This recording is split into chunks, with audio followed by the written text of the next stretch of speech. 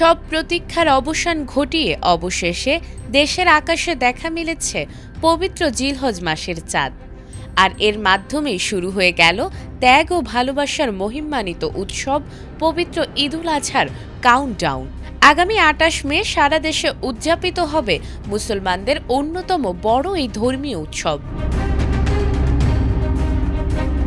সোমবার সন্ধ্যায় জাতীয় চাঁদ দেখা কমিটির সভা শেষে আনুষ্ঠানিকভাবে এই ঘোষণা দেয়া হয়েছে। চাঁদের হাসির সাথে সাথে ঘরে ঘরে ছড়িয়ে পড়েছে ঈদের আমেজ। তবে এবারের ঈদের আনন্দে কিছুটা শঙ্কার মেঘ জমছে আবহাওয়ার পূর্বাভাসে। কোরবানির হাটের চিরচেনা ব্যস্ততা আর ঈদ উদযাপনে বাগড়া দিতে পারে তীব্র কালবৈশাখী ও বঙ্গোপসাগরের ঘূর্ণিঝড়। আবহাওয়া অধিদপ্তরের পূর্বাভাস অনুযায়ী মে মাসের দ্বিতীয় অর্ধে বঙ্গোপসাগরে ১ থেকে ২টি লঘুচাপ সৃষ্টি হতে পারে।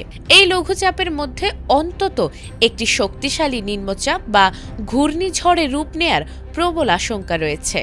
একই সাথে দেশ জুড়ে স্বাভাবিক বৃষ্টির পাশাপাশি বিভিন্ন অঞ্চলে দেখা দিতে পারে ভারী থেকে অতি ভারী বর্ষণ।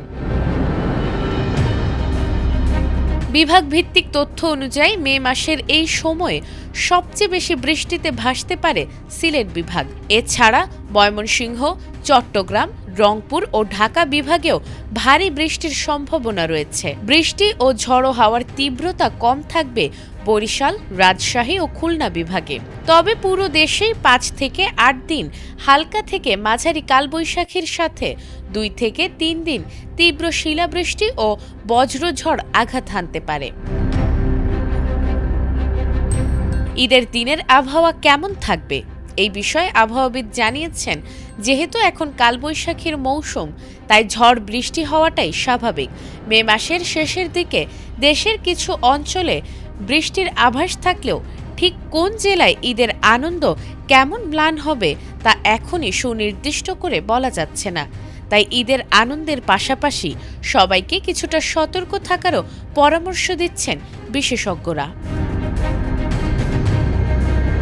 নাজমুন নাহার জান্নাত, এটিএন বাংলা।